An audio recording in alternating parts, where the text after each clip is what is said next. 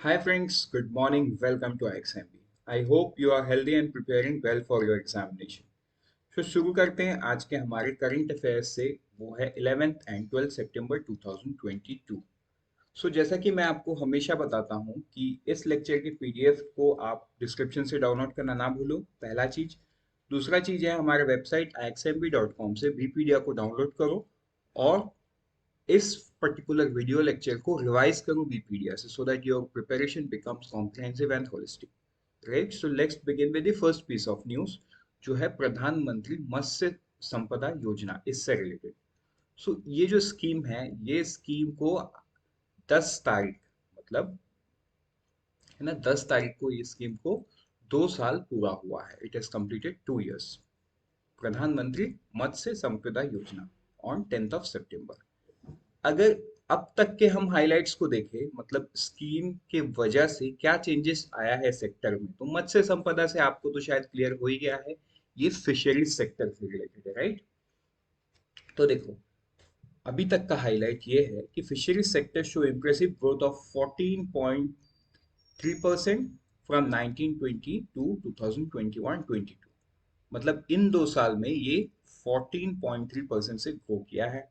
अब fish production reaches all time high of 141.64 lakh ton during 1920 to 161.87 lakh ton during 21-22। तो आप देख सकते हो, जो पहला वाला लाइन है वो दूसरे वाले लाइन से कॉम्प्लीमेंट करता है in terms of numbers, right. ये जो 14.3% ग्रोथ है, वो ग्रोथ यहाँ पे दिख रहा है 161.87 लाख टन। अगर हम एक्सपोर्ट की बात करें तो fishery sector see all time high export of 13.64 lakh ton valuing 57,587 crore. तो इसमें मोस्टली क्या इंक्लूडेड है, श्रिम्प्स हैं, जो कि इंडिया 123 कंट्रीज में एक्सपोर्ट करता है। So again this is very good number. Then the scheme has supported 31.47 lakh farmer under the insurance coverage from 22 states and 7 union territories। जैसा कि आपको पता है, प्रधानमंत्री मत्स्य संपदा योजना ये मतलब एक होलिस्टिक स्कीम है towards the development of fisheries sector. तो इसके अंडर में सब कुछ आता है, मतलब इसके अंडर में एप्स आते हैं सो दैट फिशरीज के जो फार्मर हैं उनको अलग अलग तरीके का नॉलेज, अलग अलग तरीके का बेस्ट प्रैक्टिस डिसमिट किया जा सके, एंड उसमें इंश्योरेंस कवरेज भी है। देन कुछ दिन पहले किसान क्रेडिट कार्ड जो है वो फिशरीज सेक्टर में farm sector, self help group, joint हित ग्रुप, इनको एक्सटेंड किया गया है ताकि इसमें जो फार्मर इन्वॉल्व है इस सेक्टर पे उनको भी उसका फायदा मिल सके। किसान क्रेडिट कार्ड क्या है, एक ओवरड्राफ्ट फैसिलिटी है, right. Then this scheme envises generate of 68 lakh employment by the end of 24-25। ठीक है, तो स्कीम का टारगेट है या विजन है 68 लाख एम्प्लॉयमेंट। तो देखो यहाँ पे दो विजन और भी छुपा हुआ है। दो विजन कंट्री का और है कि उनको कंट्री को 5 ट्रिलियन इकोनॉमी बनना है, पहला। Then doubling farmers income, right. तो फिशरीज सेक्टर पे भी जो इन्वॉल्व है वो भी फार्मर ही है। ये दोनों विजन हिडन विजन है इस स्कीम के अंडर में।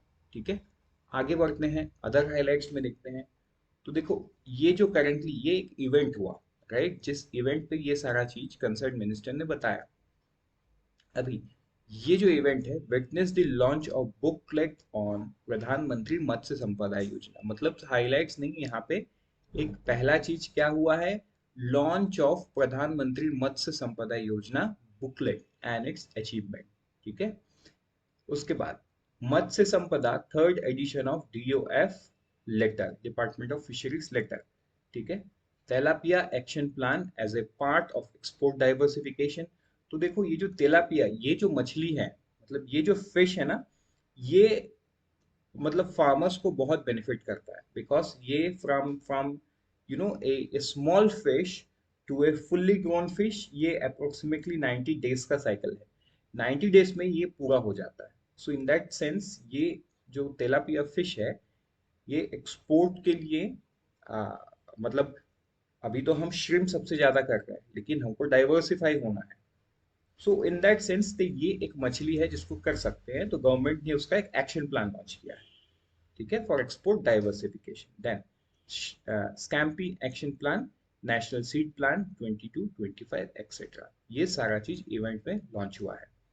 अगर हम बैकग्राउंड की बात करें तो इसको क्यों लॉन्च किया गया है, इसको लॉन्च किया गया है एज ए टूल ऑफ आत्मनिर्भर towards the purpose of rural development, क्योंकि देखो फिश एंड फिशरीज ये मोस्टली रूरल इकोनॉमी से आता है, राइट, ये रूरल इकोनॉमी से रिलेट करता है। तो कहीं ना कहीं अगर सेक्टर ग्रो किया तो कौन क्या ग्रो करेगा, रूरल लोग ग्रो करेंगे, right, rural economy will grow. Then the main motto of Matsya Sampada Yojana is reform perform and transform in the fisheries sector. तो ये बहुत इंपॉर्टेंट लाइन है आपके लिए। आगे बढ़ गए हमारे नेक्स्ट न्यूज पे, वो है आईआरडीए। सो आईआरडीए से रिलेटेड एक ऐसा न्यूज है कि आईआरडीए ने कुछ दिन पहले एक वर्किंग ग्रुप फॉर्म किया था ये समझने के लिए कि इंश्योरेंस सेक्टर पे बेहतर काम कैसे कर सकते हैं। तो और मतलब जो फ्रॉड्स होते हैं उनको कैसे डिटेक्ट किया जा सके। तो आईआरडीए अभी मतलब रिकमेंडेशन ऐसा है, is considering to set up an independent investigation agency to prove cases of insurance fraud. ठीक है।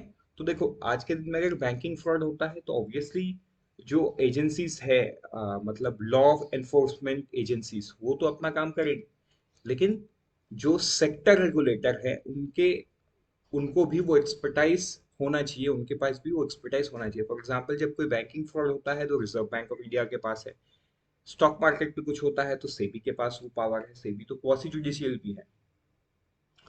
और in that sense RBI IRDA ने भी ये बोल रहे हैं कि वो भी अपना इंडिपेंडेंट इन्वेस्टिगेशन एजेंसी फॉर्म करेंगे। कैसा फ्रॉड होता है इंश्योरेंस में, फॉर एग्जांपल गाड़ी का एक्सीडेंट नहीं हुआ है लेकिन उसको एज एन एक्सीडेंट दिखाया जाता है, ठीक है, हेल्थ इज ऑलराइट, किसी ने हॉस्पिटल में एडमिट ही नहीं हुआ है, फेक डॉक्यूमेंट दिखा के हेल्थ इंश्योरेंस का क्लेम कर लेना, तो ये सारा चीज काम तो होता ही है। तो वही है फ्रॉड डिटेक्शन।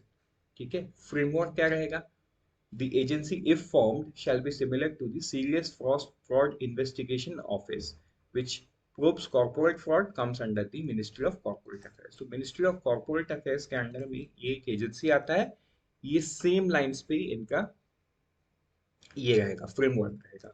ठीक है, आई होप ये आपको क्लियर हो गया। तो ये आया नहीं है, ये आएगा। आगे बढ़ते हैं हमारे नेक्स्ट न्यूज पे, वो है रशियन इम्पोर्ट। ये कुछ नहीं, एक इंफॉर्मेशन है आपके लिए। फॉर एग्जांपल जब रशिया यूक्रेन का लड़ाई शुरू हुआ था एंड ऑयल का प्राइस बढ़ रहा था, राइट, तब रशियन फेडरेशन ने इंडिया को अप्रोक्सीमेटली $25 to $28 पर बैरल डिस्काउंट में दिया, राइट, देना शुरू किया। उसके बाद ये धीरे धीरे ना कम होता गया, ये धीरे धीरे कम होता गया। मतलब अभी अगर आप मई के मंथ में देखोगे डेटा तो वो $16 था डिस्काउंट। अगर हम देखेंगे अगस्त का इंपोर्ट रशियन फेडरेशन से, वो तो $6 का। तो ये जो गिरता गया डॉलर का प्राइस, आई मीन ये जो डिस्काउंट का प्राइस, हाँ ठीक है, ये डिस्काउंट है, ये जो गिरता गया डिस्काउंट का प्राइस, इसका पीछे का वजह है ईरान, राइट, सॉरी इराक, क्योंकि इराक ने भी डिस्काउंट ऑफर करना शुरू कर दिया था इंडिया को। इराक अभी $9 ए बैरल दे रहा है करंटली। ठीक है, तो हमको जब रशियन फेडरेशन से 6 में मिल रहा है तो हम तो इराक से मंगवाएंगे तेल, क्योंकि हमको तेल सस्ता चाहिए। गवर्नमेंट शुरू से तो हर दुनिया को यही बोला, yes we are buying all from Russia because they are giving us in discount. तो आज के दिन में जब रशिया $6 दे रहा है और इराक $9 दे रहा है, तो हम तो इराक के साथ ही जाएंगे। सो वही डेटा में रिफ्लेक्ट होता है कि रशियन फेडरेशन का जो इम्पोर्ट है वो गिरता जा रहा है, राइट। तो इसीलिए, और एक सेकेंड रीजन ये है, जो G7 कंट्री है, इन्होंने एक यूनियन बना रहे हैं ये towards pushing to institute a cap on the Russian price on the oil. मतलब ये बोल रहे हैं कि रशिया जो डिस्काउंट ऑफर कर रहा है उस पर भी एक कैप लगा देंगे। सो बट इंडिया उसका पार्ट नहीं है, इंडिया ने अभी तक उसको ना रेटिफाई किया है ना उन्होंने साइन किया है। So this is all as of information coming in कि फ्यूचर में ऐसा हो सकता है। तो समझने का बात हमारा यहाँ पे ये है कि रशियन फेडरेशन से ऑयल इंपोर्ट कम क्यों हुआ एंड बाकी दूसरे सोर्सेस से बढ़ क्यों गया, पहला। दूसरा चीज, now the Russia is also demanding rouble in against of whatever we import. ठीक है, तो देखो अगर हमको रशिया को रूबल में पेमेंट करना है तो इसका मतलब हमको रशिया से ये रूबल कहीं से तो आना चाहिए पेमेंट करने के लिए, राइट? तो in in short sense Russia wants to enter, मतलब जो इंटरनेशनल प्लेटफॉर्म में रूबल डॉलर की तरह काम करे, एक वो भी चाहता है। दूसरा ये है कि ऐसा करने से उनका रूबल डॉलर के अगेंस्ट में स्ट्रांग होता जा रहा है। सो उनके उनके ये वॉर में भी जो इम्पोर्ट एक्सपोर्ट है उसमें उनको कोई प्रॉब्लम नहीं होगा, because rouble is much much stronger. ठीक है। सो आगे बढ़ते हैं हमारे नेक्स्ट न्यूज पे, वो है पब्लिक सेक्टर एंटरप्राइज सर्वे 2020-21। ठीक है। ये एक छोटा सा सर्वे है। ये सर्वे से कुछ बातें सामने आई हैं कि ये है 225 ऑपरेशनल सेंट्रल की कंपनी से। ठीक है, सीपीएसईज, सेंट्रल पब्लिक सेक्टर एंटरप्राइजेस। अब इसमें 177 recorded net profit and 77 recorded net loss. ठीक है। और फूड कॉर्पोरेशन ऑफ इंडिया एक ऐसा है जो ना कि उनको प्रॉफिट हुआ ना कि उनको लॉस हुआ, बिकॉज वो तो सब्सिडी देते हैं, तो उनके सब्सिडी को बजटरी सपोर्ट मिलता है, इसलिए no profit no loss. Then अगर हम प्रॉफिट की बात करें तो top 5 accounted for 41.11% of aggregate net profit. तो मतलब जो टॉप 5 सीपीएसई है वही अकेले 40% से भी ज्यादा कंट्रीब्यूट कर रहे हैं इन टर्म्स ऑफ प्रॉफिट। उसमें से कौन कौन है? एक तो है Indian oil corporation, Bharat petroleum corporation and NTPC.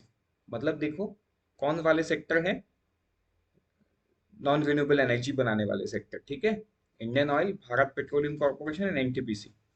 Then अगर हम लॉस मेकिंग की बात करें और उसमें हम देखें जो टॉप पे सबसे ज्यादा लॉस दे रही है वो है भारत संचार निगम limited, then Rashtriya Ispat Nigam, Mangalore refinery petrochemicals, Mahanagar telecom,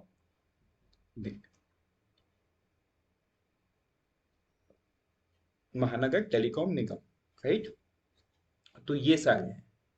और ये this are the top 5 CPSEs which have turned into profit, जिसमें है national fertiliser limited, Chennai petroleum corporation, western coalfield, Hindustan coppers and national Safai Karmachari finance and development corporation. तो ये 5 कंपनी है which turned profitable in FY21। सो ये भी point आपको note कर लेना है। आगे बढ़ते हैं हमारे नेक्स्ट इंफॉर्मेशन पे, वो है एससीओ मीटिंग। तो देखो ये होने वाला है, ये कब होने वाला है? ये सितंबर, somewhere around 15-16 the prime minister is traveling for the SCO meeting। ठीक है, शंघाई कॉर्पोरेशन काउंसिल। आगे बढ़ते हैं हमारे नेक्स्ट न्यूज पे। वो न्यूज कुछ इस प्रकार है, जो यूनाइटेड स्टेट्स है वो डॉलर 450 मिलियन दे रहा है किसको? पाकिस्तान को। क्यों? क्योंकि पाकिस्तान एक फाइटर जेट यूज करता है जिसका नाम है F-16, जो कि अमेरिकन मेड फाइटर जेट है एंड पाकिस्तान का सबसे advanced and lethal fighter aircraft है, राइट? तो अभी न्यूज क्या है इसमें?